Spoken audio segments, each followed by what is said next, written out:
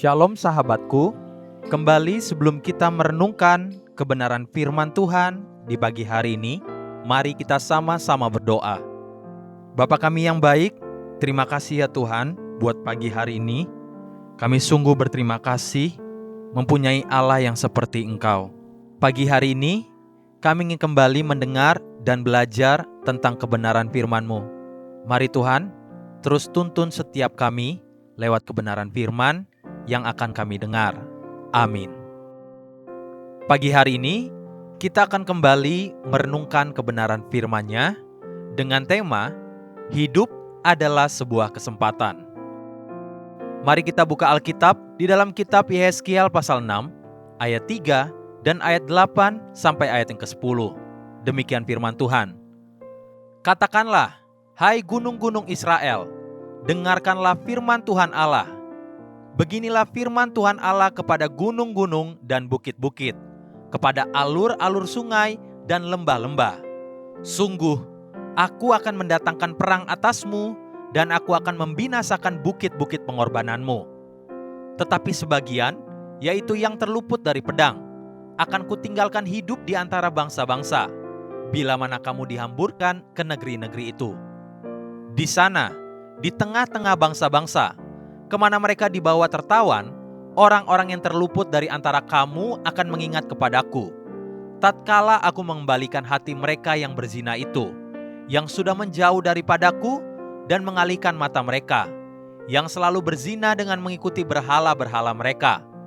Maka mereka sendiri akan merasa mual melihat kejahatan yang mereka lakukan, dan melihat segala perbuatan mereka yang keji. Dan mereka akan mengetahui bahwa akulah Tuhan, dan bukan cakap angin. Kalau aku berfirman, hendak menjatuhkan malapetaka ini atas mereka. Pada waktu itu, ketika ketetapan Tuhan dilaksanakan, ada orang-orang Yahudi yang masih dapat bertahan hidup.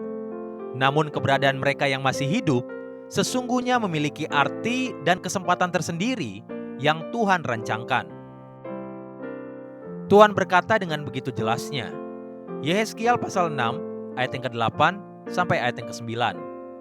Tetapi sebagian, yaitu yang terluput dari pedang, akan kutinggalkan hidup di antara bangsa-bangsa, bila mana kamu dihamburkan ke negeri-negeri itu. Di sana, di tengah-tengah bangsa-bangsa, kemana mereka dibawa tertawan, orang-orang yang terluput dari antara kamu akan mengingat kepadaku. Tatkala aku mengembalikan hati mereka yang berzina itu, yang sudah menjauh daripadaku, dan mengalihkan mata mereka, yang selalu berzina dengan mengikuti berhala-berhala mereka. Maka mereka sendiri akan merasa mual melihat kejahatan yang mereka lakukan, dan melihat segala perbuatan mereka yang keji. Melalui kebenaran ini, satu perkara yang harus kita perhatikan dan ingat sungguh-sungguh apabila kita masih hidup sampai saat ini, itu adalah sebuah kesempatan yang Tuhan berikan. Semua itu bertujuan agar mengembalikan hati dan mata kita kepada Tuhan dan meninggalkan semua hidup yang sia-sia. Terkadang kita menerima semua itu tanpa memperhatikan kehendak Tuhan. Kita menganggap semua itu karena kita.